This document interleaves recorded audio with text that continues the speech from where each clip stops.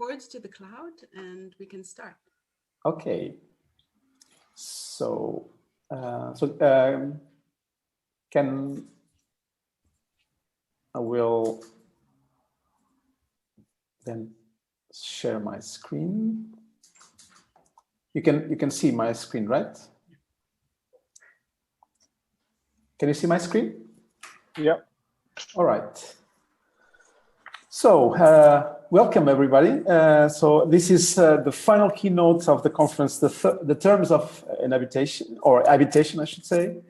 So thank you for joining us. Well, today I think we will wrap up this conference, or at least the keynotes of this conference, with a very special guest, Sameep Padora. And first, let me introduce myself. My name is Nelson Mota. I'm Associate Professor of Architecture at the TU Delft. And I know Sameep from some of the educational programs that we conducted in collaboration with our colleagues from Mumbai, where Sameep always, added great value to the team and exchanging knowledge also with our students and faculty. So for me, it's really it's a real pleasure to introduce Sameep as the final keynote of this conference. And I cannot think of many names of practicing architects that could be as fitting to the topic of this conference as Sameep. So let me take you through a brief tour of Sameep's architectural work and research. Sameep completed his undergraduate studies in Mumbai in 1996, followed by postgraduate studies at the Graduate School of Design at Harvard University in 2005. He is the principal architect and founder of the Mumbai-based studio SP+A, Sameep Padora and Associates. Among his already extensive list of projects, I would like to single out a few built in India, exploring different scales and programs that testify to Sameep's architectural and human sensibility. The Shiv Temple, built in 2010, the Jetavan Center, built in 2015, the Maya Somaya Library, built in 2018, the House of Multiple Courts, built last year, 2019, and the project where Sameep has been more closely investigating issues related with housing. It's still ongoing, and it's called the Udan low-cost housing in the state of Maharashtra, so in the metropolitan area of Mumbai. And this project, as far as I remember from exchanges with Sameep, was the trigger for a research on housing, on affordable housing, that he conducted within the research initiative that he is also leading, called SPARE, that looks at issues of urbanization and architecture in India. And so SPARE's maiden project was a documentation and analysis of historic housing types within the city of Mumbai, which resulted in a traveling exhibition entitled In the Name of Housing, and the book published in India by the Urban Design Research Institute of Mumbai. So we see here some of the pictures of the exhibition in India. I have to say that last year, this exhibition traveled also to Europe, and especially to Delft, which also with great success. And because of that, there's now an international version of the book, which I strongly recommend to all of you attending the conference, which was recently published by NIE 010 publishers. And now it was renamed How to Build an Indian House, the Mumbai Example. So so you can find it in the customary places where you can find books. So I strongly suggest this and recommend this book to all of you interested in housing. And I will guess that this will go without saying after Sameep's presentation. So this book focuses on one of Mumbai's and India's perennial and most daunting questions, which have also been have also been engaged with in this conference: mass housing. Using beautiful photographs and drawings developed by SPARE's research team, How to Build an Indian House documents, analyzes, and represents key examples of different housing types in Mumbai, revealing insightful contributions to understand the spatial organization and infrastructure in residential building typologies. Currently, Sameep is working on a follow-up of this research, examining different cases that illustrate the interdependence between housing design and regulatory frameworks in India. We look forward to the outcome of this research, and I know that many in this audience also have a similar interest and fascination. So Sameep's practice has received numerous awards, including the Wallpaper Magazine's Award for Single Family House of the Year, the World Architecture News 21 for 21 Award for Emerging International Practices, and the Marmor Mag Award for Architecture in Stone. His studio's work has also received commendations at the Architectural Review Emerging Architectural Awards and has been nominated for the BSI Swiss Architectural Awards. And in 2016, the studio's projects have been a basis for a traveling solo exhibition entitled Projective Histories. In 2017, SP+A, so Sameep's office, won the 2 prestigious international competitions for the National War Museum at India Gate in Delhi and the Maharashtra Natural Park in Mumbai. Sameep is also a member of academic councils for a number of architectural schools in India and is a member of the National Technical Committee of Habitat for Humanity in India as well. So I think that this gives an overview of Sameep's importance, or the importance of having Sameep with us today. Well, in the old world of in-person conferences, this will be the moment to ask you to help me to welcome Sameep to the floor with a few claps and raising your hands. But in our remote controlled world, I guess that we will just have to give Sameep the screen in this Zoom webinar and ask you to write the question. So as Sameep will give his presentation, you can start taking notes and write in the Q&A or in the chat questions that you would like to discuss with Sameep. And we can also make you panelists so that we can also see your face. Otherwise, we can just read your questions in the Q&A and chat boxes. So we hope this will indeed, let's say, stimulate an interesting debate at the end, and enjoy. So Sameep, the screen is yours. Thanks, Nelson, for that introduction. It's great to be here.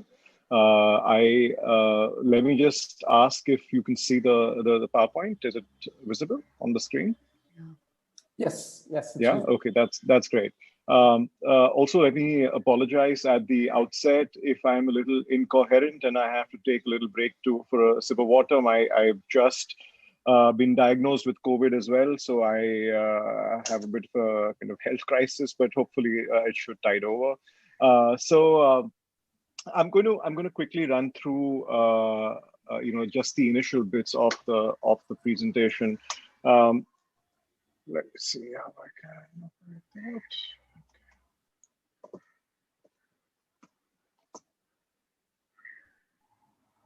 Oops, sorry, just give me a second.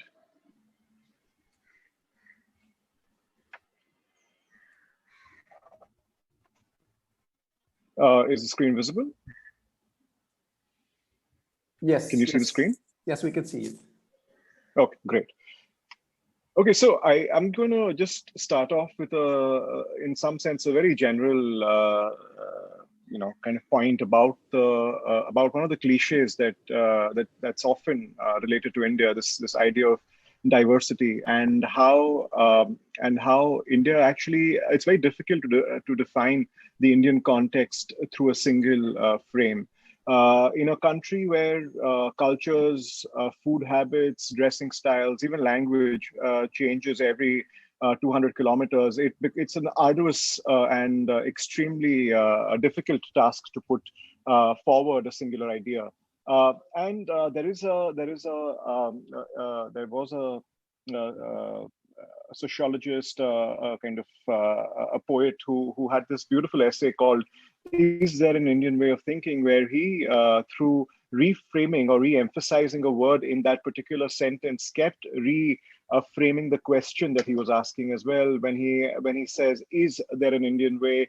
What he's also asking is, "Was there ever an Indian way of thinking?" When he emphasizes the word "an Indian way," he's also questioning whether there can be such a singularity. And when he talks about the fact when he emphasizes the word Indian, he's also asking the question whether there are characteristics that we can define across the breadth of the diversity that encompasses our entire country.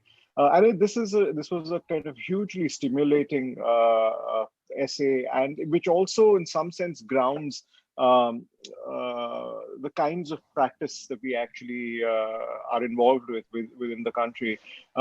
This is also, in some sense, responding to the kind of political scenario, and the practices are a direct relation to the political economy of the country, where it goes from a kind of socialist mindset from just post independence down to a kind of market driven economy in the early 90s, and to the point where we are at today, which is a bit in the middle of both. So as is in many parts of the world, but so it's actually a kind of response. These practices were in some sense also a response to this. What you see here on your screen is also a set of an attempt by us to frame these various practices in a sense to kind of define the broad parameters of these practices that operate within what we see as the collective city, the city that's manifested through housing, through public space, and other such program types. So there are practices of resistance. There are practices that are closely involved in creating celebratory infrastructure for various communities. There are practices that are mining through our collective memories to preserve artifacts of space and architecture. And there are direct public space intervention practices that deal directly with public space interventions. This was, of course, a kind of theme set where we actually curated a small India pavilion at the Seoul Biennale in 2019. And these are some of those practices that I mentioned: the self-build work, the self-build housing for industrial workers done by Darkar and Associates, the reclaiming of a derelict public space in Mumbai by right next to this nala, this kind of drain that runs through a part of the city. The resisting of massive infrastructure projects that would adversely impact the ecology of the city of Mumbai by this big coastal road project that's currently being planned. The celebratory pavilions that are designed by a few architects in Calcutta, where to engage with communities directly. Art and this work by Start India, which actually takes art to derelict parts of our city to reimagine these through the frame and through the visuals of these fantastic installations that they put up at these places, and also this kind of tongue-in-cheek work by the Bus Ride Studio that talks about, in response to the impetus that our current current governments have to build big statues, to kind of talk about statues we need and how maybe we can appropriate these statues through these humorous kind of interventions within these statues to purify water, to create a kind of vertical garden, and so on and so forth. So, and finally, this idea of kind of mining through public memory, which looks at the work, the architecture of Mahatma Gandhi's political outlay, and it's really talking about, in some sense, the reflection of that kind of architecture and its impact on the architects that like Charles Correa and Doshi. And finally, also this direct intervention within, situations where, in the case of floods in South India, Architecture Red was working with these impacted residents of villages along the coast and building these new houses for them. So with that kind of backdrop, what I'm also trying to do is place our own work within a frame to just talk about how our our nature of practice really operates in four broad ways. One is through the aegis of the studio model, where we are actually doing architecture when you're commissioned to do projects like the Maya Somaya library, which Nelson already mentioned.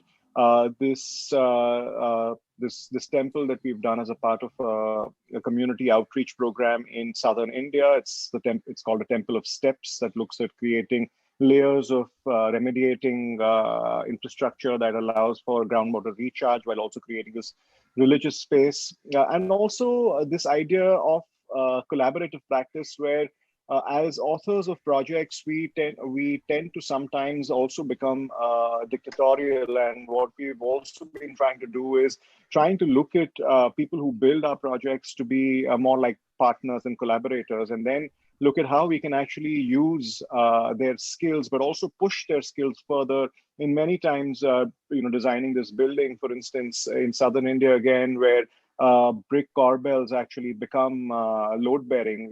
But while it's also about the building, it's also about these little tools that we design with them to actually create that project that allows them to do that corbel exactly at the right angle that we need it to be. Or for that matter, with Hunarshala, which is this group of people who train local residents in rural India in traditional construction techniques that have been forgotten. And in this case, we actually worked with them to create this entire architecture of a community center with waste material, which was essentially a stone dust that comes from basalt stone quarries close by, which is then compacted, and that becomes the structure for the project. The collective model is really something which we've been operating in through Mumbai, where we are working with the local municipality, with the state, to try and create projects that impact public space, and then taking that to the local authorities and building up, let's say, a willingness through resident groups to talk about how the project is viable and needed. So we are currently working on a number of parks, we're working on promenades, but what we're also doing is we're actually doing visualizations of new infrastructure that the government is putting up, which is not available in the public realm, and actually talking about how this kind of infrastructure can become, in some sense, also detrimental to the city's fabric in the way that it disconnects the city from the water. So this is the work that we do through the Bandra Collective. And finally, the subject of my talk today, the research model of practice, where it's very often that we think about research being a part of institutions and being a part of academic work. But what we've been using the research really is as a means to also cultivate ideas for the practice, and it really works in a kind of symbiotic fashion, and not just as in silos. So one of the major things that interests us as a practice, as well as as a kind of method to investigate any kind of project, is this idea of history. And as you might know already, India has a history that's extremely layered, almost like a kind of palimpsest. And what you actually see is that our attitude to history, even in these beautiful, this is actually a kind of Dutch cemetery. So just that's a kind of reference for Nelson as well. This is a Dutch cemetery in the western part of our country, which is really a beautiful space, but it's so well preserved because it's completely cut off from the rest of the city fabric. So if you want to actually go in, you can't go in through the main gate. You actually go in around the back through a couple of houses. So this is one of the attitudes towards history that we usually take so much reverence that we disconnect it from the everyday. And the other extreme to this is another example of this beautiful step well. Step wells are essentially are constructions from medieval India that were made in the landscape to store water, which was of course a very important resource.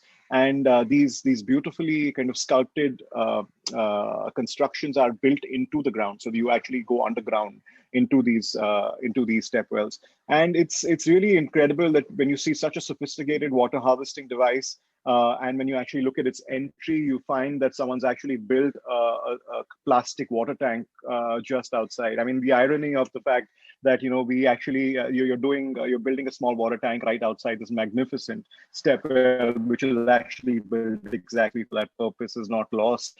And it's this extreme. So the attitude between in our country is really kind of oscillates between these two extremes.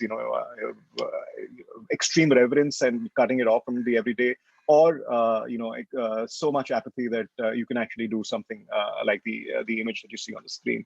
But it's not always been like this. You see parts of our country where there is an architecture of confluence, where in this mosque that's in central India, in western India, actually, there are Hindu brackets that adorn its facade. So there is a kind of amalgamation, and this entire idea of history is not let's say cut off. It's evolving through the architecture as well. Another interesting project that is in Delhi is the tomb of Muhammad Quli Khan. It's actually a tomb which was made from parts of a temple. And when the British took over India, the East India Company was here, it became the farmhouse of a British regent. So a temple became a tomb, became a farmhouse. So it's this this kind of reverence that we have for history really is also in some sense misplaced. And I think what we're really interested in is to examine the projective capacities of this history, where the architecture operates almost in some sense without the weight of the image of the past. Some more images. And it's really this approach that we started off with when a developer came to us to design an affordable housing project. And when we started looking at the project, what we wanted to do straight away was try and see how people lived in affordable housing through the history of Mumbai's past. And what we focused on specifically was really the built form of housing.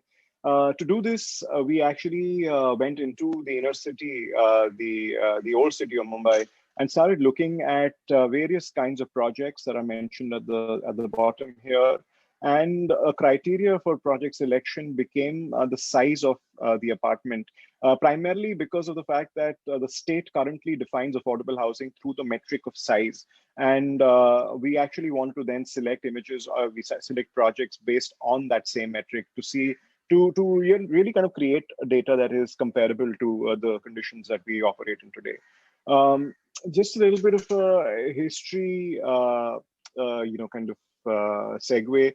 Mumbai essentially started off as this settlement, which was where all the trade happened from. It had a port, so it also kind of developed an industrial base, and it grew very, very quickly. In 1898, when the plague hit, people who had already been living in the city very haphazardly in very tight spaces succumbed to the plague very easily. So it spread like wildfire. 2,000 people, almost 2,000 people died a week during this period. It was at this point, and as a response to this this kind of health condition, that the Bombay Improvement Trust was formed, and it basically did a number of things. They actually looked at various strategies to create new neighborhoods, to demolish parts of the earlier city, to create better light and ventilation, and amongst other things. One of the projects that actually stem from this kind of attitude is on the left, the upmarket housing area of the Dadar Parsi colony. This is in central Mumbai, and it's essentially ground plus 3 units, which was built to house a relatively wealthier section of society. And on the right, you actually see mill worker housing that was built, again, industrial housing that was built again back in the 1910s, using principles, rules that were exactly the same. So it didn't matter if you were very rich or you were not so rich. You still light and ventilation were crucial parameters based on which housing was created. So this, the red line that you see is really that one bylaw that talks about how you needed to maintain a 63.5-degree angle between the top of the roof of one building and the bottom of the floor of the other to allow for natural light to come in to all of the houses. This rule actually comes from England, and it was transposed here. I think in England it was supposed to be 45 degrees, and it got modified a little bit and was used at 63.5 degrees in Mumbai. So the base, so it was really this kind of bylaw and the kind of form that it created that interested us in looking at the other kinds of project types that were out there, and to then go through these projects and dissect them to really understand the components of what these projects would be. And we did this through the lens of metrics like looking at circulation, looking at the FAR that's consumed by each of these projects, looking at what was the quantum of social space and how it manifested, to really compare these with projects that were being built currently. What also emerged very clearly was that there were dependencies that all of these affordable housing projects worked with. One was the idea of networks, that all of them were embedded in networks of economy and transportation that allowed them to be situated in the way that they were. The second was this idea of systems that were open enough to allow for change over time, and allowed for also change of unit size, of typologies within the same infrastructure. The third was to also challenge the notion of what exists as private and what exists as public. Specifically in small spaces, there was a high dependence on spaces in between houses, and that was this idea of shared space became very critical to all of these projects.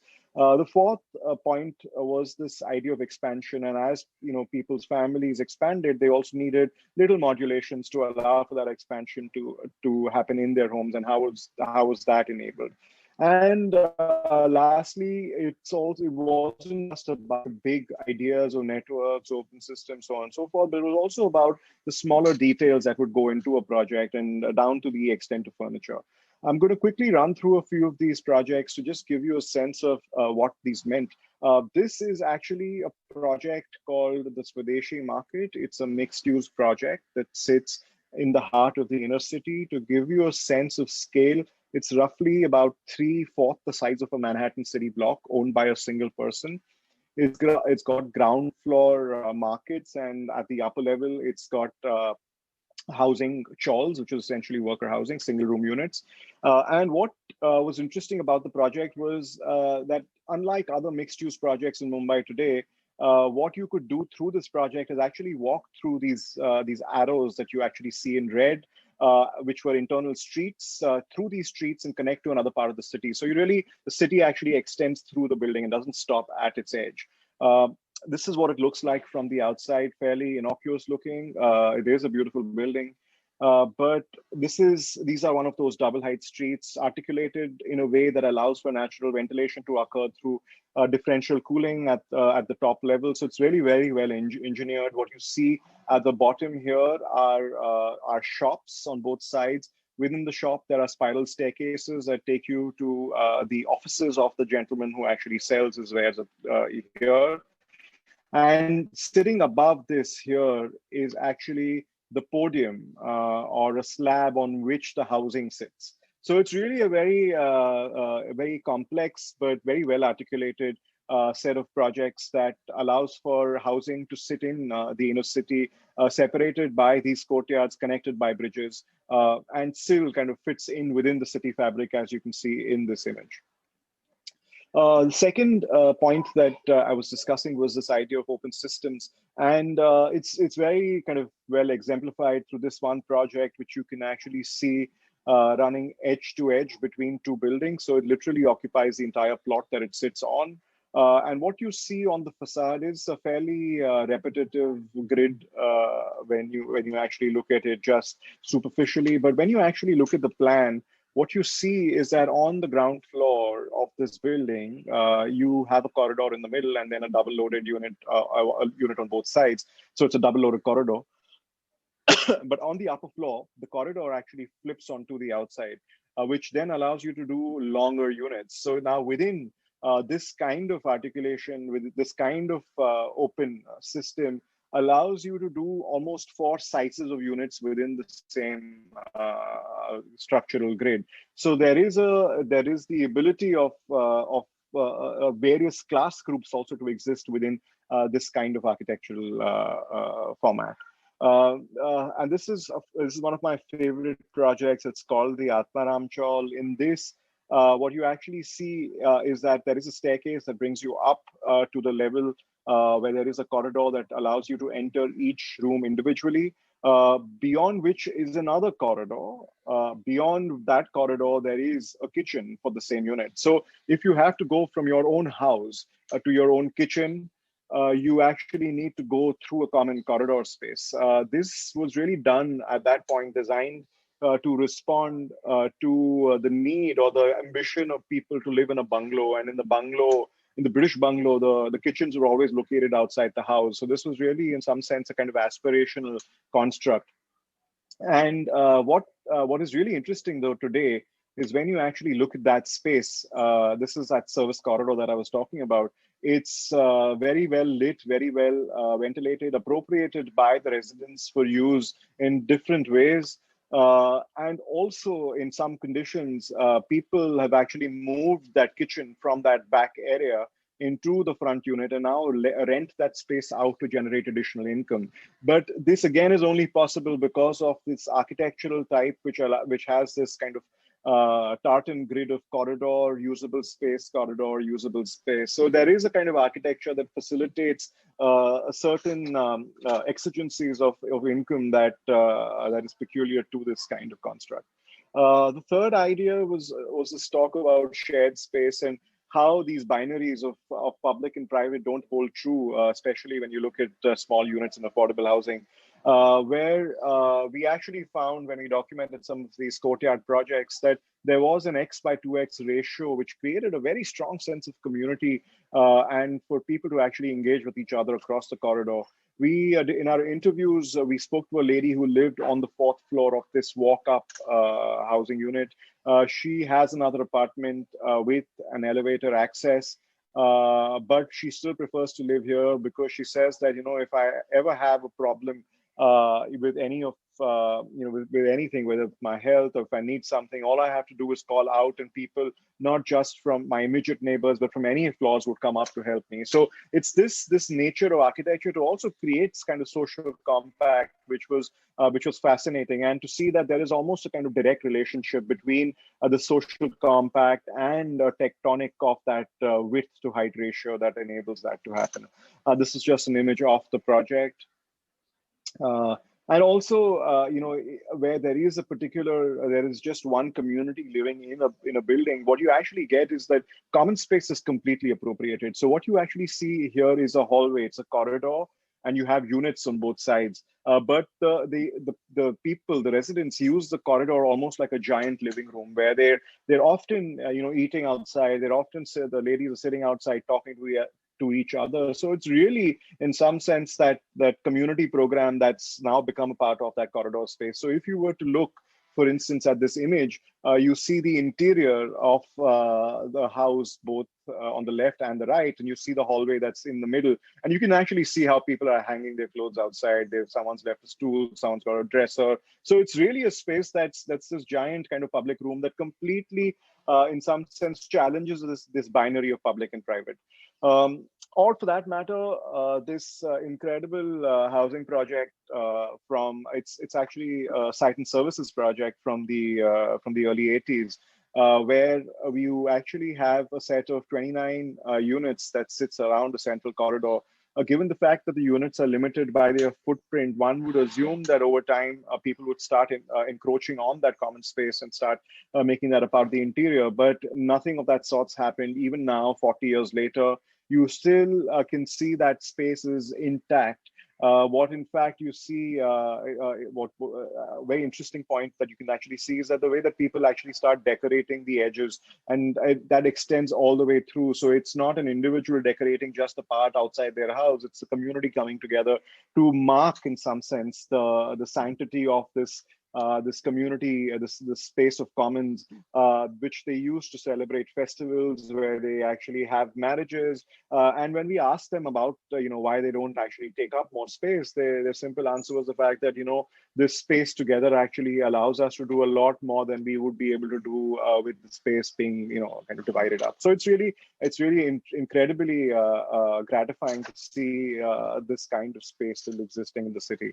And this need for expansion, and this is really particular to Mumbai, because buying or kind of move from a small house to a larger house means that you also today have to make a substantial jump in your economic status, which is difficult for a lot of the income groups that stay here. This is actually worker housing from the 1910s. It's one of the first precast projects that was built in India. It's actually built as worker housing, where people were living in little bedrooms, and they had a little wash area, but the bathrooms were always common.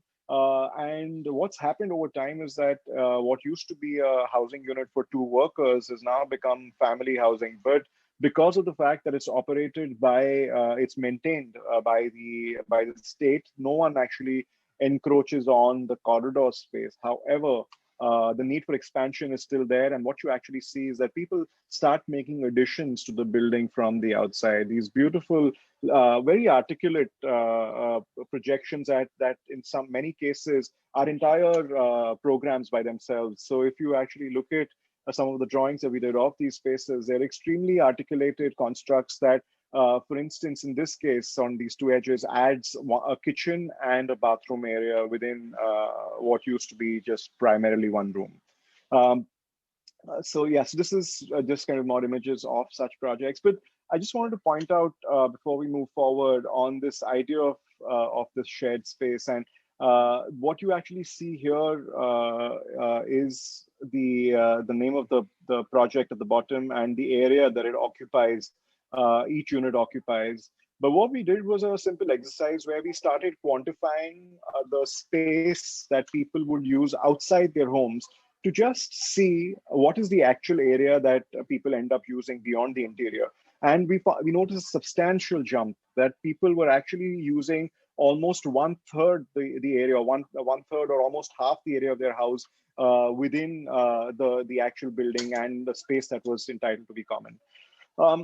Finally, to look at the smallest unit of project, to see the detail that people actually put into these projects. And it was fascinating to actually go into some of these houses to see this incredible ladder that someone had designed, which is a ladder that allows you to, it's a ladder in a corridor. I don't know if you can see it here in that little red image that's going on. So this is the access into the house. That's a little mezzanine that they have, but you can't access the mezzanine if the ladder is closed, but it allows you access to the lower unit. So when you open it up, you can access the roof as well. Otherwise, it stays shut. So what you see here is a video of that simple kind of mechanism. It's just 3 pieces of wood and 2 hinges that allow you to do that. And there were many examples like this proliferate through the entire set of projects that we documented. In Swadeshi Market, for instance, they actually had those double height streets that I showed you a visual of actually have clear story ventilation on the upper residential courtyard. So you get hot air coming in like this, but then ventilating out. So this entire double height street is still very well ventilated. And this is one of those clear story ventilation structures. Or for that matter, just the skin of the building which is difficult to notice now, given the fact that there has been so much grime that's collected on all of these buildings, that there are very, very interesting formats of windows. The tripartite window that actually works on provisions of privacy at different times of the day, and yet allowing ventilation through the louvers. The ventilation windows for corridors that are little pivoted glass pieces that happen at other places. and this is how it all comes together. Like I said, it's really this idea of detail that becomes integral to creating very livable, which was integral to creating very livable spaces in some of these buildings.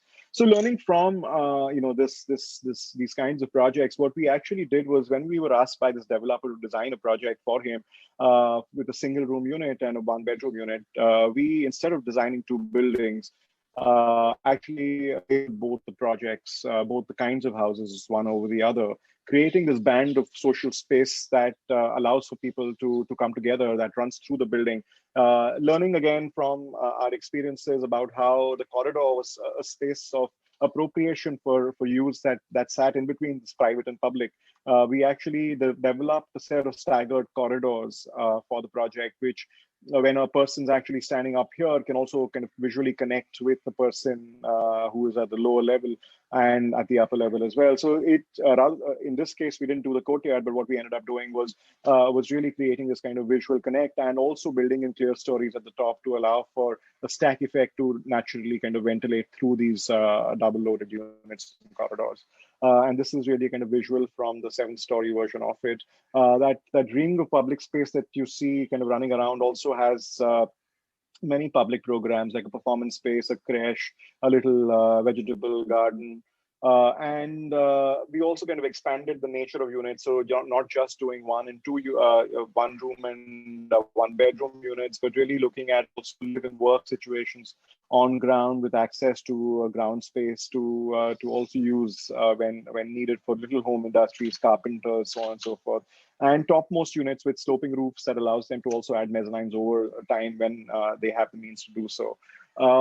These are just some visuals of the project. I'm just going to kind of quickly run through some of these renders. And this actually was a very important construct in the way that we designed the project. With the staggered corridor, what we also did was we added internal windows within the corridor. So people in opposite homes could also visually connect with each other if they chose to do so, or you talk to each other. What it also, this came from the fact that a lot of people who would be living here would be people working at the new airport. So they would work in shifts. So there are lots of I mean, in some houses, family members would be out all night, and this kind of communication across the corridor also something that we kind of learned from our interviews was something that we incorporated through these internal visual connectors as well. And just some more visuals of how the vegetable garden sits, and how you could actually have your child play outside your house, where you can actually keep an eye on the kid. This also started us thinking about material technology and how do you actually build with a certain economy, given the kind of scale of housing that is needed in our country. We're talking about building 2.2 million homes, and really, if you were to look at the way construction actually happens currently, there is no way that we can actually meet that figure. So we, of course, kind of looked at precast, we looked at tunnel form, we looked at load-bearing project, load-bearing 3D precast pods. But really, I think this is actually a part of our new research where we are starting to look at the possibility of vertically integrated companies who are into mass manufacturing and are also into housing. The possibility to start looking at mass manufacturing as a means to actually to build housing. This is a company called Tata's that builds the cheapest car in the world. It retails at 1 lakh. It used to retail at 1 lakh rupees when it first came out, which was roughly about about $1,500. And the idea was that the ingenuity lay in the way that you actually construct the entire project in the country using local resource and so on and so forth.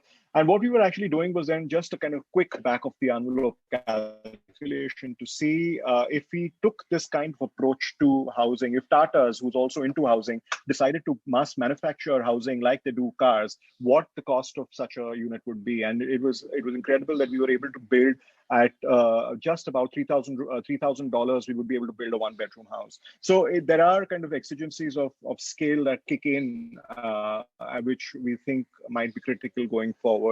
I'm just going to show another project, an affordable housing project that we're doing in Goa. Currently, I don't think I've shown this before, but it's just as another reference. This is just behind Charles Correa's villas in Goa. I don't know if any of you've been to Goa, but it's this beautiful kind of idyllic party destination, on the southwestern coast of India. And one of our master architects, Charles Correa, did these beautiful villas where he himself stayed. Actually, he still owns one of the villas, though he's passed away. His wife lives there. And what we were actually doing was designing right behind Charles Correa's villa. So it's a bit of a burden to carry as well. One doesn't want to offend Charles Correa's ghost. He was a very strict person. But that being said, what we were trying to do was trying to work with this idea of courtyard or shared open space. And while we are actually designing apartments in this case, and we are designing these on a slope, we are also creating these shared spaces, as you can see, within between units, which are either L or C shaped, that are shared by people at various points. So that's really a kind of visual from the project. This is currently under construction. If you're here next year, Nelson, hopefully I can take you to one of these houses to show you what it looks like. Looking forward. And this is an image from and this is an image from one of those courtyards looking back out into Charles Correa's villas just at the end of that view. Yeah. So what we've actually kind of just run through, and this is really the last bit of my presentation, has been in some sense the architectural construct, to look at the architecture, the built form of affordable housing. But there is a big kind of structure that inhibits the kind of ideas that one might think ideal for a sensitive architecture to be built, and that is the regulatory framework. Our new research really looks at exactly this building code in the city of Mumbai. I mean, we're calling it decoding urban form, but it really, in some sense, talks about the vast difference in the way that we, as architects, imagine the semantics of affordable housing, and how the state and the building control regulations, the building code, imagines same housing. So here, what they do is actually very simply, maybe overtly simply, break up housing into its component parts and then specify what you can do with that. So what tends to happen is that you get an extremely inhibited kind of architecture that is not qualitative, but really is just responding to purely quantitative aspects. So in this new research, what we did was we went into the history of Bombay's DCR, building code, and started picking projects that spoke about various and the shifting, in some sense, focus of housing from 1896 down to 2017, 2018. So where we see a massive change both in the grain of land that's available for housing, but also the nature of housing and its attitude to affordability. So what is the DCR? It's very simply building code, and it's in tandem. It's usually printed in tandem or applied in tandem with a development plan. A development plan is also, I mean, can also be described as a zoning plan. As you might imagine, the limitations of zoning plans are that they tend to think as a kind of of city as a plan, almost not engaging with the sectional variations that a city might have. It all often doesn't consider the relationships that various programs have with each other. And what is also interesting to note that in India, that a very, very small percentage of towns have master plans, and it's the master plans that are available are typically are exactly these land use plans. So we actually went back to look at how the DCR is prepared. As you can see, that there are various groups involved in developing a development plan, as well as building control regulations. It's of course an exercise in political economy as well. Architects have almost a very marginal role to play in this, unfortunately. And it really starts off, the first laws, like I mentioned earlier, started off with this with the plague, and where 2,000 people died every week, and the then governing bodies put into place the first DCR. So this is a map of Mumbai's evolution of building code, and you can see that it moves from this nature, or this need for light and ventilation, and that need for light and ventilation not being possible in the inner city creates suburbanization. With suburbanization, there is also an increase in land prices, and there is very little space available for affordable housing. So slums crop up. Then between the 1960s and 1980s, you find that slum clearances become a big thing. So there is a rehousing component that gets formed. And then finally, the state puts his hands up and says that, we can't do this anymore. It's all up to the private sector to take care of.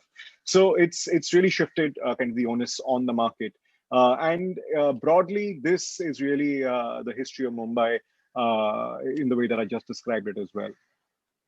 So what we did was we went back, like I said, looked at various sections of the city and looked at what were the metrics of that particular time, what were the facilities that were available to each of these various spaces. There is a kind of dependence on open space that was acknowledged. There were, very interestingly at this point also, when the new suburbanization happened in central Mumbai, there was a rule that was written into the lease agreements of all of these projects that they would not build one-room tenements. And it's interesting that the minute you took out the one-room tenement, that meant that workers or people from the lower income groups didn't have access to housing. And since that they didn't have access to housing, and that Bombay was still a major kind of economic magnet, people were still migrating. So what happens next is that they start living in parts of the city that are low-lying, prone to flooding, and that's where the first slums come up. The slums come up in these low-lying areas that are also located near fishing old fishing villages. And so you see a direct kind of effect of this rule of not allowing one-room tenements and the proliferations of slums in the city. What you're seeing now is, again, looking at various points in Mumbai's kind of historic DCR evolution. Here is the first building that actually has a podium, which allowed people to build massive parking. What this does, you'll actually see as we go further. This incentivizing of podium meant that ground, Mother Earth was no longer available for water to kind of go to find its way back into the ground, and it kind of led to a lot of the water table in Mumbai dropping. This is a project. This is the same project, and what you also see here is that it actually ended up making, because of the fact that they were rehousing tenants on the site who were of lower income groups, they actually have separate entrance into the same building for tenants who are from lower income groups, and another entrance for people who are buying some of these for sale luxury apartments. At one point, there is a clause called the 33(7), which allows people to make modifications in existing buildings by kind of demolishing them and rebuilding them, and then also various incentives that they actually put in. So in this incentive, what they actually did was they said that if you provide public parking, you were given more FSI to build, which on paper sounds fantastic because you're doing a public service. But what eventually started happening was that you end up getting 5 floors of building sitting about 7 or 8 floors above, parking floors above the ground, and the ground becomes completely dead. So, it just kind of ties back into this, what Jane Jacobs spoke about when she spoke about eyes on the street and so on and so forth. And how, you can imagine an entire area about like this of 6, 7 buildings where there would be absolutely no activity on ground because of this format. And then also projects that became extremely problematic, especially when you actually looked at housing slum dwellers. So in this case, an SRA project, and SRA is a slum rehabilitation project. The bylaws for these projects were different from the rest of the city, where buildings were allowed to be built closer to each other, almost these kind of 12-story buildings, which are only about 10 feet away from each other, about 3 meters away, which creates very adverse living conditions. As you can see here, there is absolutely no sunlight, no air going into these buildings. In fact, about 3 years ago, there was a survey done by public health officials, and this is, of course, a graphic of that, and it actually shows you the kind of space that exists between buildings and what are the specific building codes that are being followed to that actually allow these kind of adverse living conditions. So in some sense, life's also gone full circle. I mean, the first codes were made at the time of the plague to create better living conditions, better light, better ventilation. And now we've gone back in some sense to a point where building codes now creating living conditions that are adversely impacting health parameters, as can be seen from a number of these surveys that were done of these slum rehabilitation projects, where every second household had at least one person suffering from some kind of respiratory disease. And it's this kind of dichotomy that we face in the city of Mumbai, that we talk about a city that's formal and that's operated through building code and the development plan. For exactly the same amount, there sits another entire city that operates in between this formal city. Rahul Mehrotra calls it the Kinetic City. Richard Sennett's called it the Open City. We, of course, call it the Maximum City as well. But the thing is that these adjectives work in describing a particular condition, but are not able to synthesize the impacts that this condition actually has in the kind of political economy and the socio-cultural aspects of the city and its residents. And I strongly believe that there are, for instance, what you see on the left-hand corner top, the Mumbai Dabbawalas, they are a kind of Six Sigma rated self-emergent, self-organized group that delivers tiffins to people who go from their house to their workplace without making a single mistake. So they're Six Sigma rated. There are case studies written on them at Harvard. But again, all of this basically exists because of the fact that there is this city that sits in between the formal city that needs to self-organize, that needs to acknowledge adjacencies, that operates in between the formal city, that creates projects like this, which is an incredibly articulated, extremely sophisticated set of programs that sits on a space that is neither owned privately nor owned publicly. It sits between three agencies that actually own this, between the Mumbai Maritime Board, between the BMC, and finally between the park authorities. So this kind of haziness allows for people to actually appropriate space, but then also creates housing in a way that's extremely, let's say, relevant to the place of work, to how far they actually work from where they live. And it's also one of the reasons why, when you actually see statistics on people's mode of transport in Bombay, you actually see that almost 60% of the city walks to work. It's exactly because of people who live in informal, supposedly informal settlements like this and in slums, that statistic works. Or for that matter, these kind of program types that exist in parts of our city that are not governed by the development plan, where the development plan actually does not operate. So what you see here is a shop that sits in the well of a bridge between two perpendicular roads. Above the shop, there is a hoarding, which is a kind of name board selling, whatever products that are selling, and the shop owner actually lives inside the hoarding.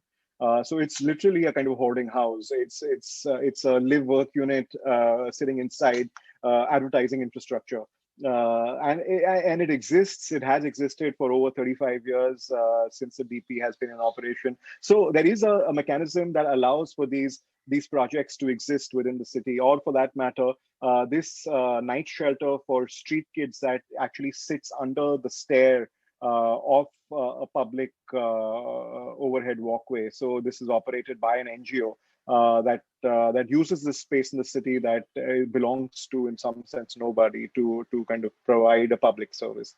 So it's I think this idea of the non-types coupled with the idea of of elements that need to be qualified and not just quantified that sets up our new research and our new projects that we are actually looking at within the city. And it's only once we're able to kind of tie in this idea of the architectural type with a kind of qualitative framework that defines the performance of that architecture or the existence of that architectural type, and the ability to kind of find these spaces in between formal land policies that we are able to create an architecture for affordable housing that is appropriate given the kind of contexts that we operate in. Thank you.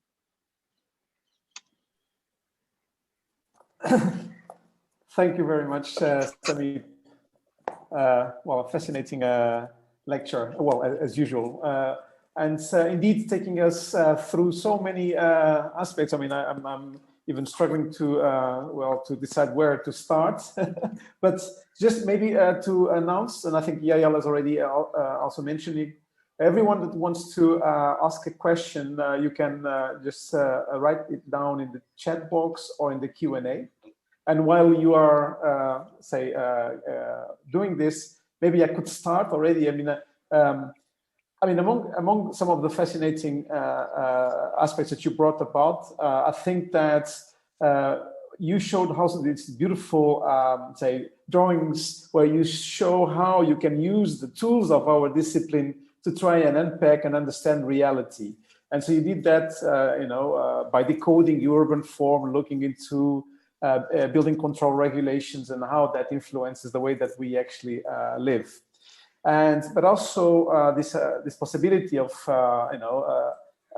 elaborating this projective history. So you showed also how your study of different modes of housing in Mumbai inspired your own work.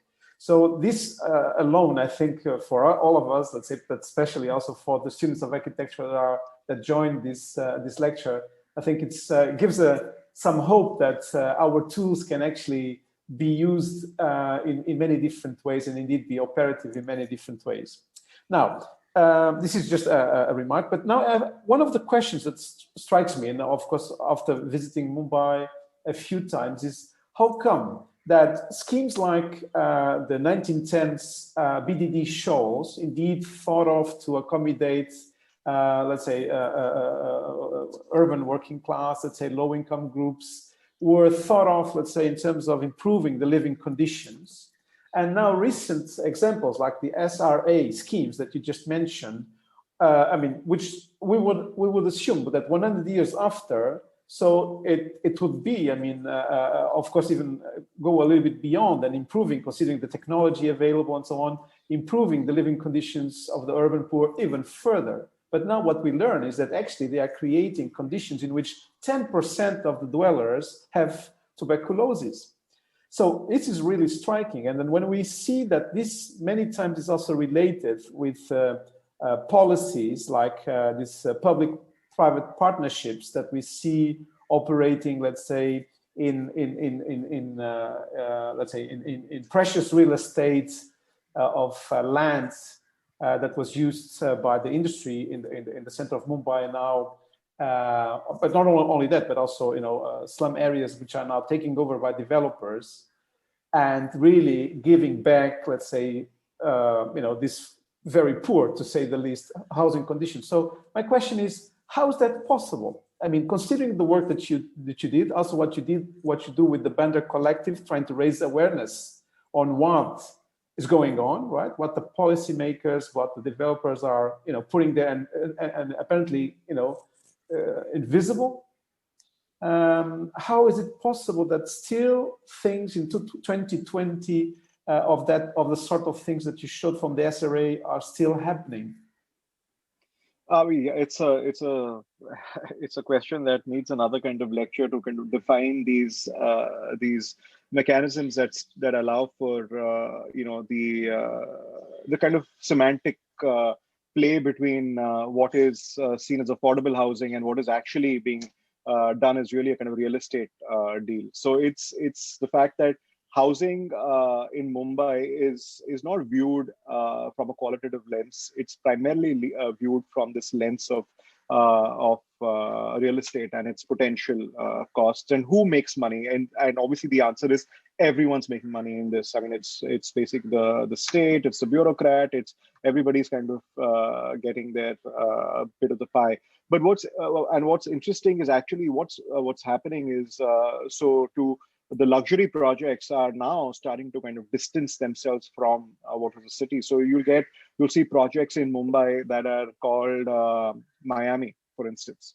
So even the name kind of is trying to build an association with a place far away. It's about the luxury component doesn't come from the fact that you're situated in Mumbai by the sea, but it comes from the fact that the image that you're actually kind of selling is a disconnection from the rest of the city. So the question one is also kind of asking constantly is, where is the city? Is it in these kind of archipelagos of real estate that comprise these luxury developments, or is it in the space in between where a majority of the city still lives?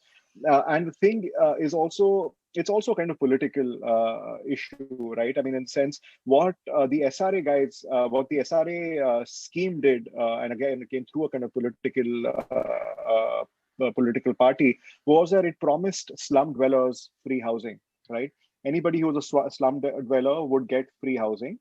What it did, of course, was the fact that it built an incentive for more slums to be born.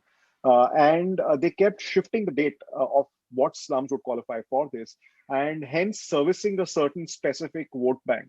So the complex kind of relationships that real estate and its potential generate have been incredibly skewed, and to quantifying just the money that one can make from a project.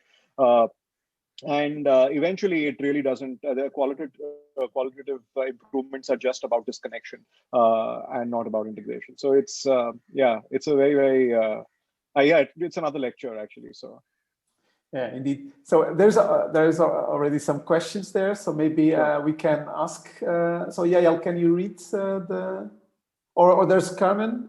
Maybe Carmen can start, and then there's another question afterwards. Yeah, you are muted, Yael.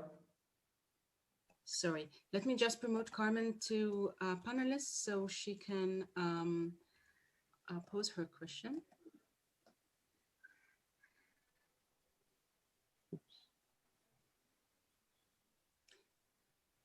Yes, Carmen, please.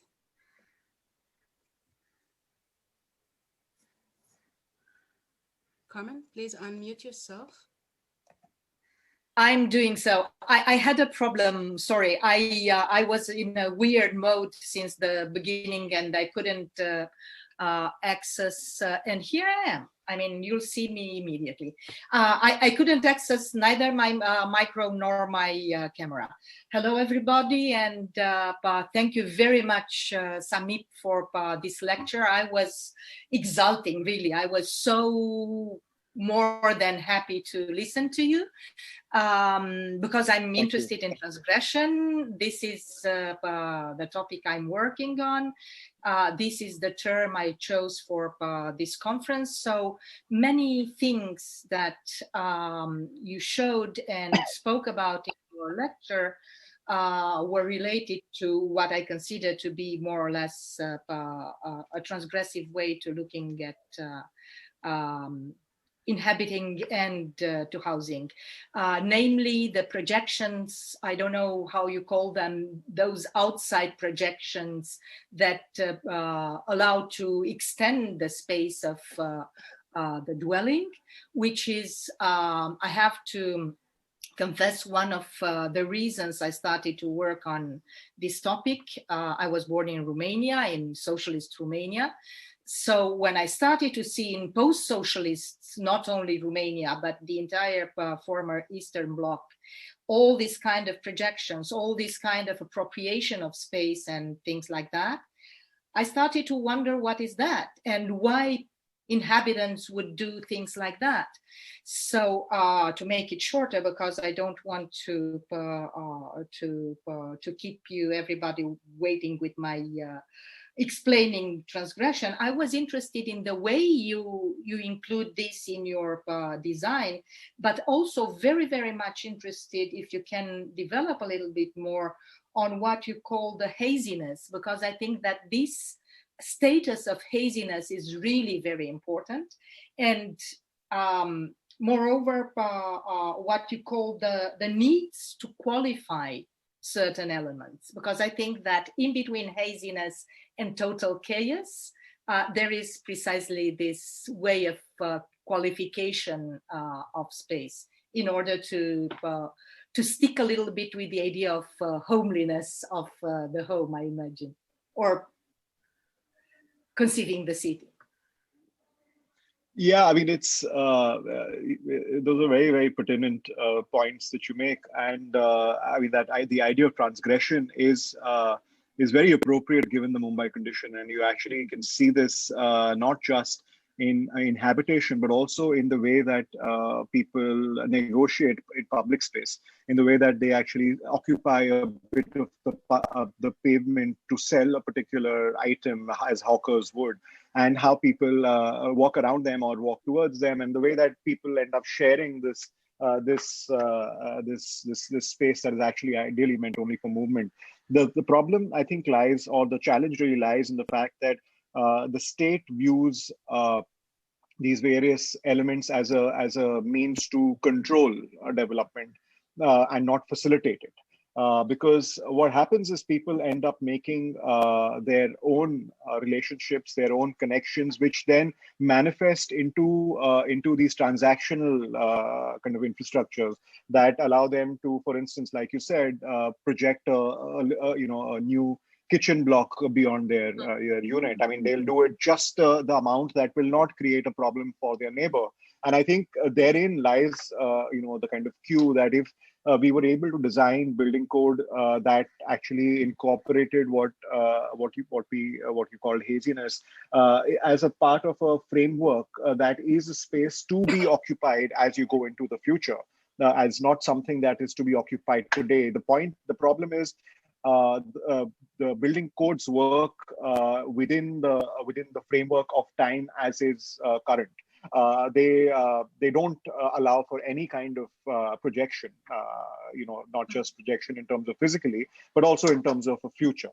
And I think if you're able to kind of code that into our building codes, there is something there to be argued for when we reimagine our cities.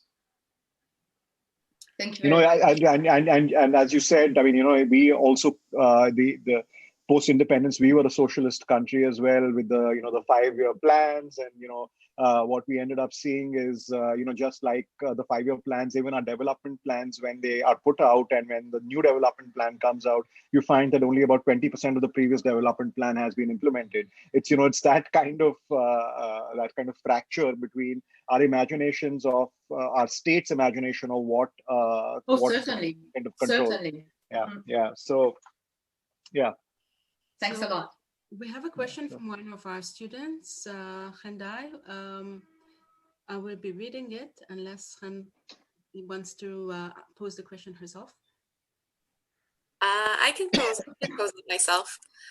First of all, I really wanted to thank you for introducing this planning that we never learn. Like, me and my fellow students often talk about not being exposed to anything happening in Asia, just like very classical Western architecture. And I think it's incredibly important and fascinating. So thank you for that. Thank you.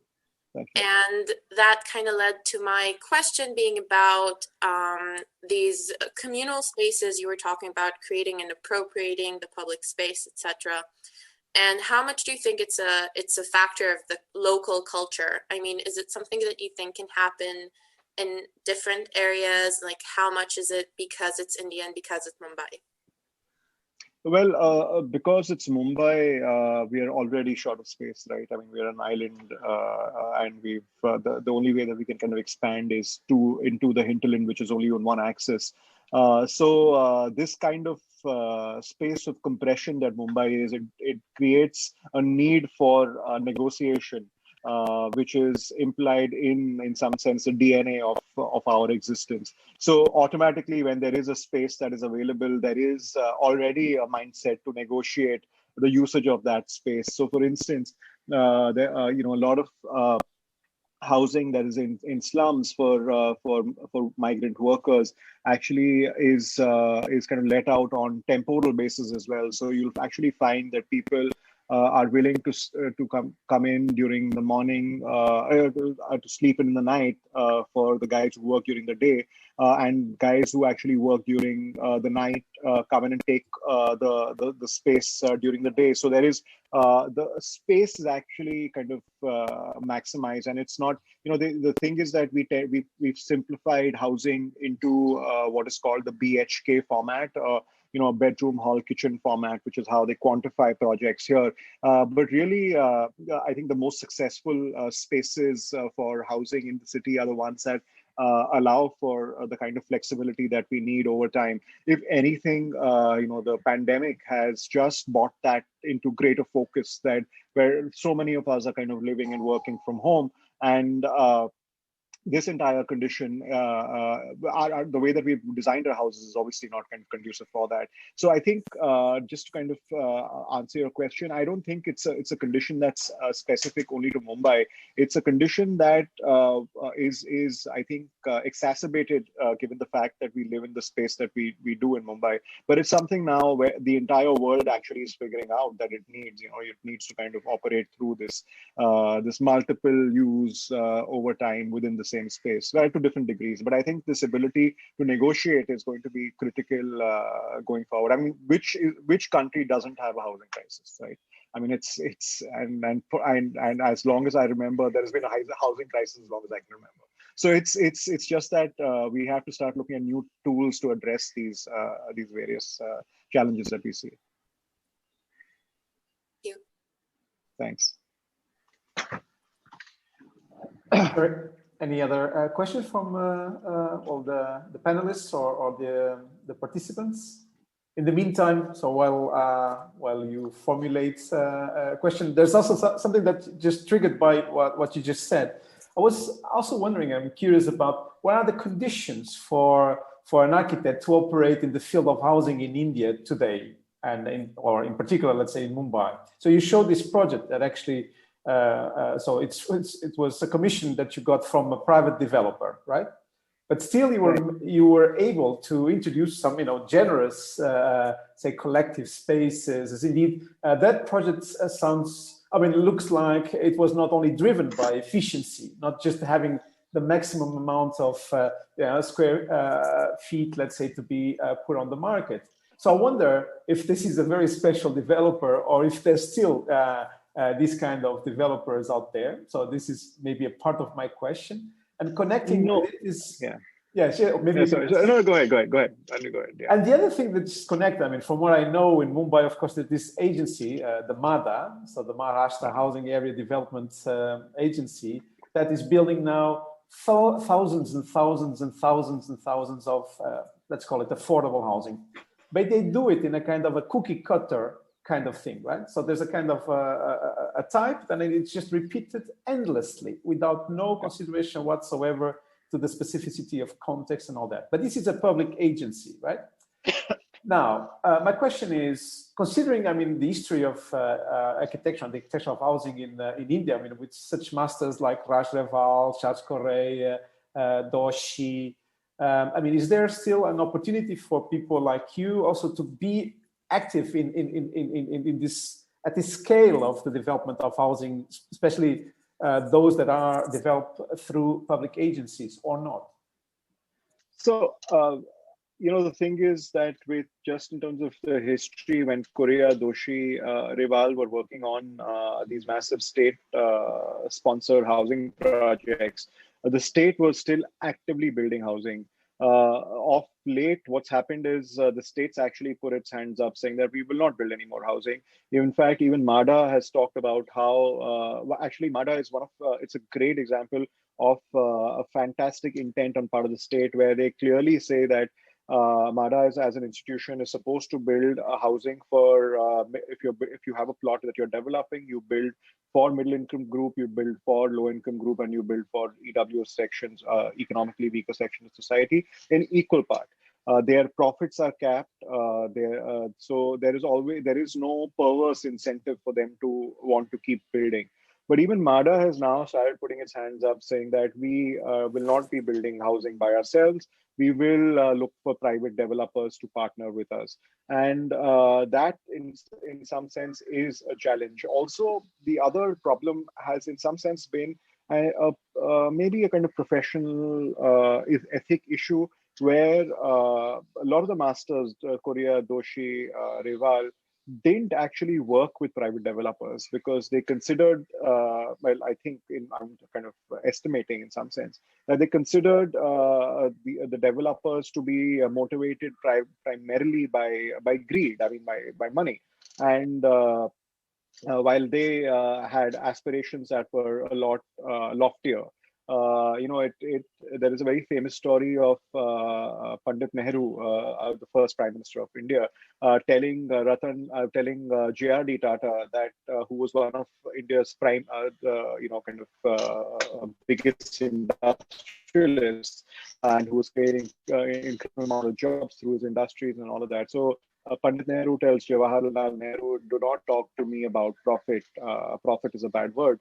So it's, again, this kind of extreme condition that you take, or this kind of puritanical stance that in some sense our masters took as well, which never allowed for a critical architecture to exist within the formats of developer-driven housing, which is why you actually see that we only see these kind of extreme versions of developer housing that are primarily real estate juggling projects. And what you said about MADA as well, that it just is easiest for them to take the same plan and just replicate it at various points wherever they might have plots.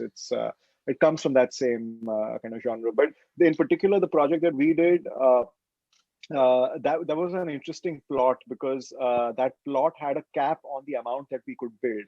And we had a much larger site, and we wouldn't be able to we would easily be able to consume the FSI. All we had to do is figure out how to consume that in a form that we would be able to create these additional spaces that we finally provided for. So that we got lucky with that particular site.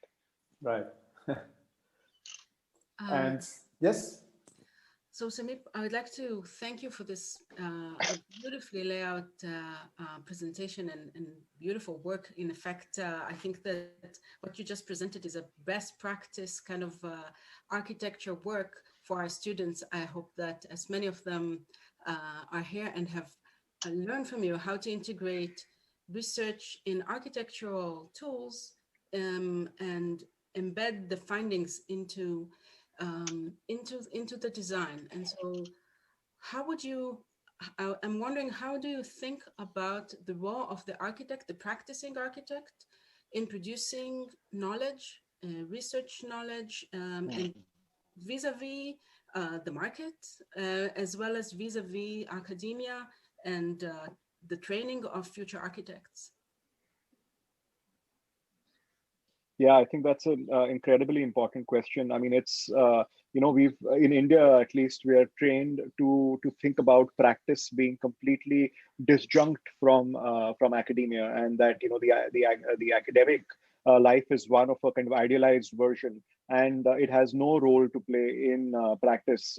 But I think if you're able to look at projects, and we've tried to do that not just through our housing work, but also through the other projects that we've built. But if you're able to look at that idea of value and how you can actually create value within a project that goes beyond just the incorporation of program, and what is the logic to in some sense create this set of values, which ideally ties back into a kind of research methodology. It's then that research becomes a kind of important aspect of practice, because if these two are projected as being two separate ways of looking at the world, there will never be this kind of carryover, that these silos don't need to exist, that all of these relationships between practice and institutions and academia are actually symbiotic, or they should be symbiotic. What we've done, for instance, in the housing project was that we actually added a small amount of our fee, or we actually compartmentalized a small amount of our fee from that project for research. So we spent a few we spent a few lakh of rupees that we had put aside from our fee to primarily focus on creating a small document. We had no idea that it'll end up into a book, but we were just kind of attributing that separately in the practice, and then that kind of created this incredible amount of knowledge that we accidentally stumbled upon. So it's just these little kind of things that you set up before you kind of design a project. And also, I think one big thing that I feel that at least I can in some sense struggle with is doubt, right? I mean, I'm never really sure as an architect or as a practitioner as to what the right solution for a project is. And for me to kind of come to a point where as a practice, I think that this is the best way to do something is to then kind of go through an entire gamut of possibilities and to eliminate ones that are not as robust as the one that finally stays. And creating that entire kind of relationship between values and manifestations is what ties research into the practice. And I think if we kind of keep that in the fact that you actually look at the role of an architect being one of not just an author, but also one of an editor who takes in these various kind of influences and then kind of puts that together. I think there might be a method to look at the profession differently. Thank you. Thank you so much. We have two more questions. One from Deepan. Would you like to unmute yourself? Yes, sure. Hello, panelists, and hello, Sameep. Hi. So I know you mostly from Robert. I think when I was working with Robert in Bandra, so I was seeing the Bandra Collective project. Yes. So particularly my question is directed to you. First question is, how has the discourse changed from the post-independence time during Nehru's time when Corbusier was coming and working, and then he influenced a big class of architects in India, to the current time when there was a transnational discourse exchange, like Charles Corey also studied in MIT and then came back and worked in India. And then you also studied in Harvard and then came back and worked. So how do you think that there was an exchange of transnational knowledge and discourse, which probably flowed from the other part of the world to India? So the first question is this, and the second question is, when you're working with the different stakeholders, like the municipal people or the real estate people, how do you think is the necessity to educate them or probably provide a new kind of discourse through exhibition and other kind of projects? And do you really think that the exhibitions are successful in changing their mindset about what the architects think, or what is the global architectural discourse about these things? So are we able to communicate to the stakeholders who are probably not trained in an architectural pedagogic medium?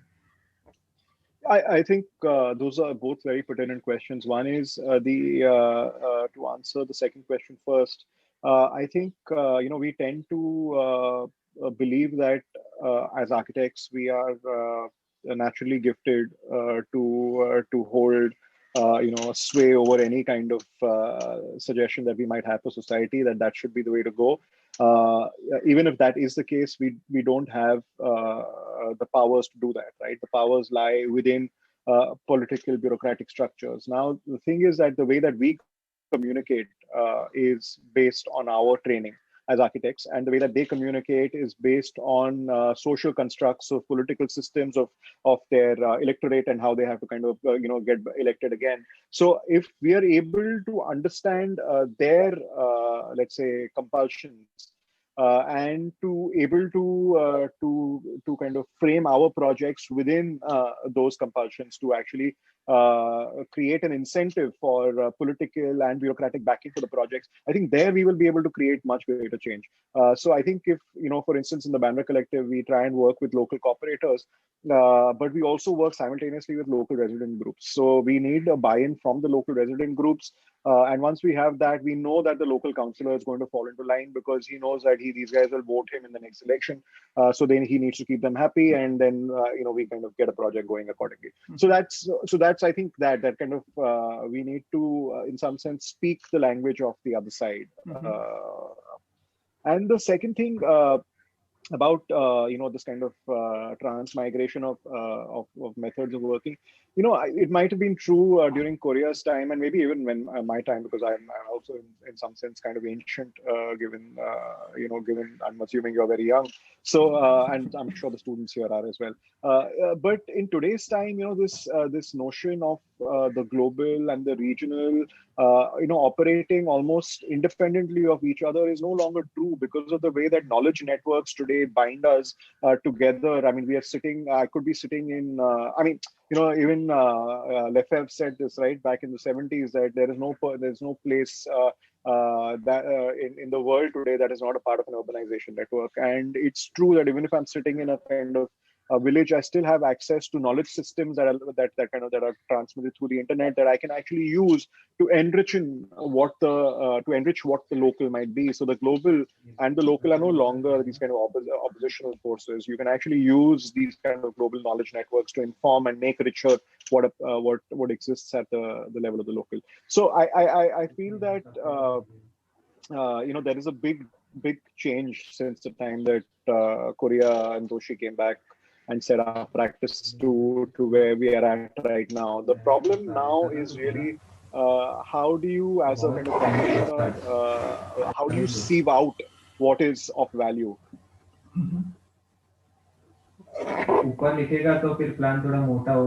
Sorry. That's fine. That's fine.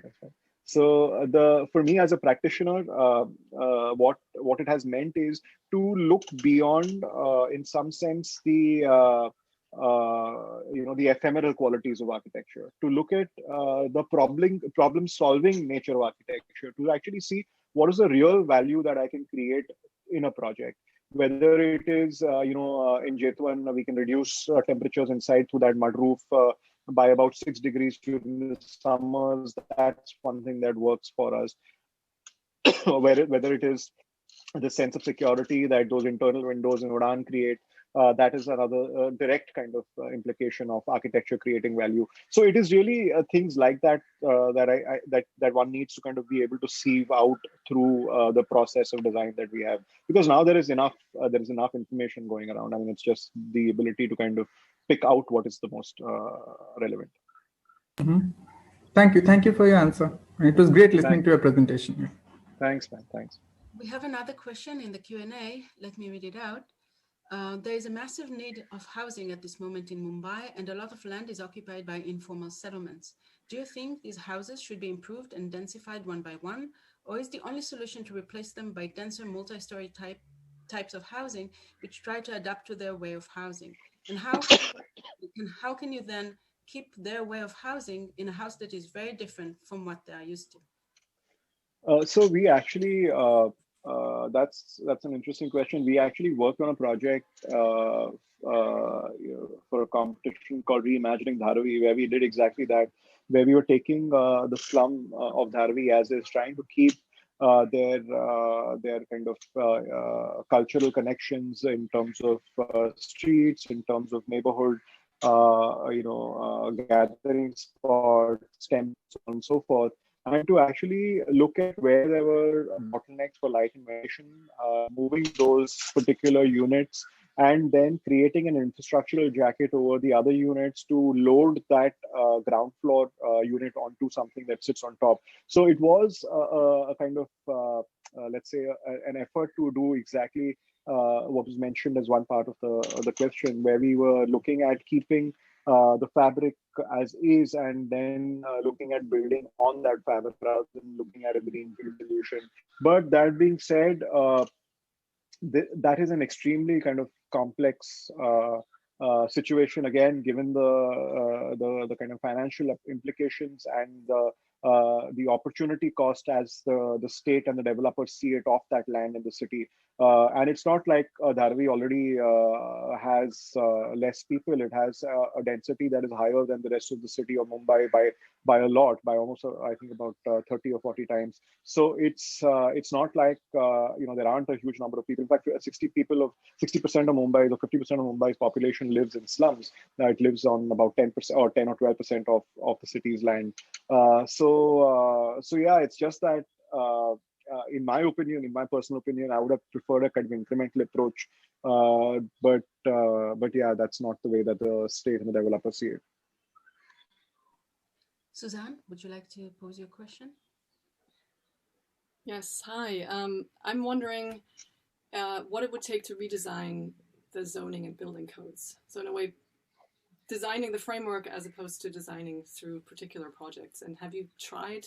What would it take? Is there a debate happening at that level?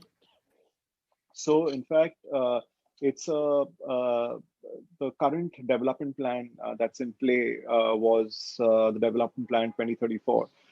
There was a version of this development plan that came out in 2015, where the person who was kind of guiding the project actually had proposed a development plan based on TOD, where you get higher FARs closer to the stations and so on and so forth. However, the narrative of that entire development plan was kind of skewed by interested parties who were able to actually throw out what was a fantastic, I mean, was a good idea. And what we got now is something that's worse. And everyone who, I mean, even people who actually resisted that earlier development plan say that in retrospect today. So I think what happens is, if we are not able to articulate all the stakeholders and to present portions of what might be good ideas within the city, through kind of requisite instruments, it's in any case a lost cause. What we are currently doing is we are taking, I mean, our new publication will be something that we will present to the state as an alternative to the current development plan. But really, it can only go through if we are able to address, how the developer would still make money, how the state would still make property tax, and how we could still generate qualitative housing for residents. Unless we don't get to that point, and we are not able to communicate that, if we do get to that point, nothing changes. So hopefully, fingers crossed, we'll be able to do something by next year.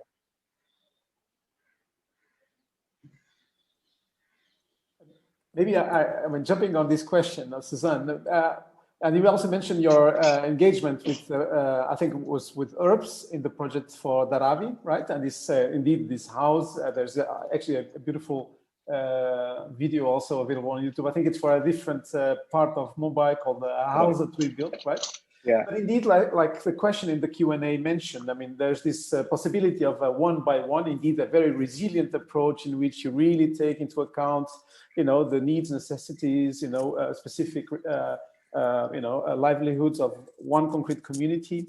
But then, of course, Mumbai has also overwhelming housing challenges. And then, I mean, also the kind of activist approach of people like PK Das, who have been involved also with slum communities, but also the work of NGOs like Spark, where actually you try to operate really at in terms of scale, at a different level.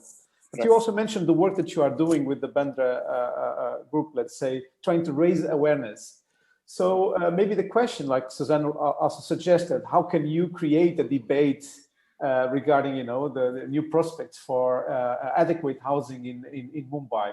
Is it, maybe a combination of these is possible, or do you think that, for instance, people like you have or should try and pursue, some ways of changing the state of affairs? And if so, what is the most instrumental way to do that? Indeed, this kind of, one-to-one, or indeed public, demonstrations, or indeed raising awareness by the kind of work that you are doing with the Bandra Collective?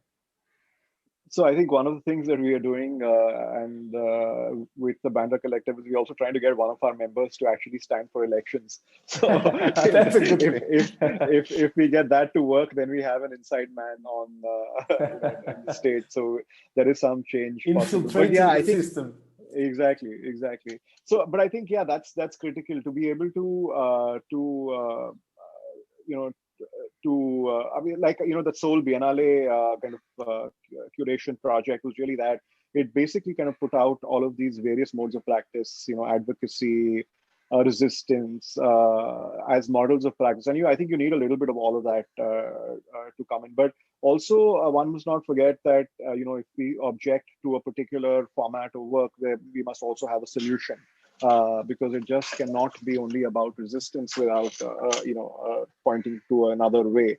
So I think that's something that's important, and specifically in the nature in the question of habitation and in the city, I think the proof lies in the pudding in some sense, where you're able to create at least suggestion of a framework that will allow for more sensitive housing. Yes, thank you so much, Sameep. Thanks. Yeah, I don't know how are we in terms of time. Is it? Well, our next session would start at 30, which is in 45 minutes. We can have I don't know, 10 more minutes for a discussion. All right. So if someone wants to step in, so now it's the time. We have a comment from Gaia, who unfortunately had to leave since she's teaching. She writes, "Thank you, Sameep, for the great talk. Really inspiring and challenging as a conclusive keynote for our project and for its projections."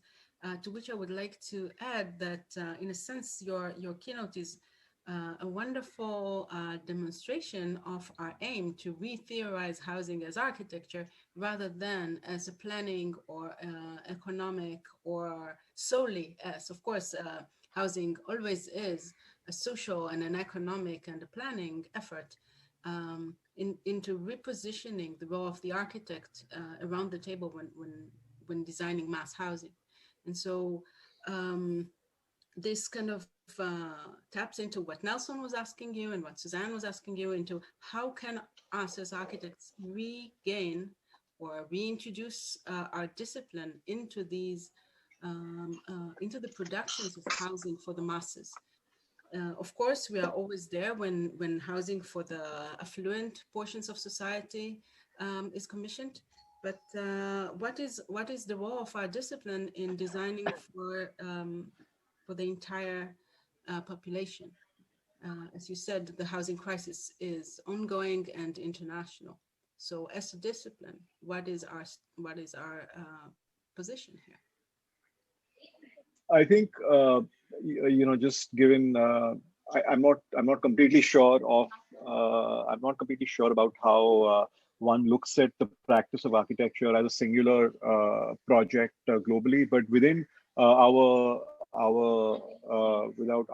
within our context of India, what the discipline of architecture is not defined as strictly as it is in typical Western audience in Western countries, and we are able to operate sometimes beyond what is typically our domain. And I think therein lies the kind of solution, where we as architects take on roles that are not typically meant for architects, where we are working as citizens, where we are working as in roles that have to do maybe with project management and less design, because that might be the need for creating greater mandates, creating greater mandate for the profession of architecture to operate and create more value.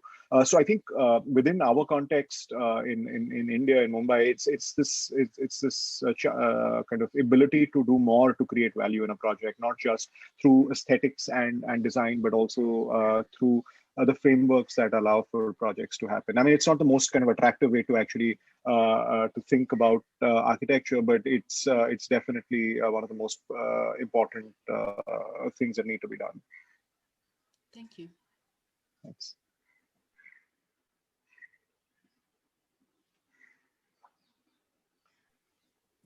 All right. So maybe, and considering that Sameep has demonstrated an historic capacity to, considering, I mean, that you're not in your best, let's say, health, let's say, conditions, but yeah, I think that nobody could So you didn't, there were no glitches, there was no mumbling, everything was very articulate and indeed fascinating as the discussion suggests. So I would, I mean, at least from my side, I really would like to thank you so much for the, fascinating lecture and raising all these issues that are so crucial and so central for our discussion as educators, as designers, as researchers interested in architecture in general, of course, but in housing in particular. And so we look very much forward to seeing more projects designed by you and your office, but also research, and also to have you as an active educator, well, in India, but also elsewhere. So from our side, we'd like to see you more also here in Delft. Thank you. Yeah. So thank you so much, Sameep, and thank you for all for the attendees, for the people participated, for the students who followed live on Facebook. And well, great pleasure, and looking forward to a moment where we can have or repeat this, probably with some additional slides or projects, but in person, and then celebrate this with a nice cocktail following the lecture. So, perfect. Sounds good. Thank you so much. Thank you all. Thank you. Have a great day. Bye-bye. And get well soon. Thank you. I will. Thank you.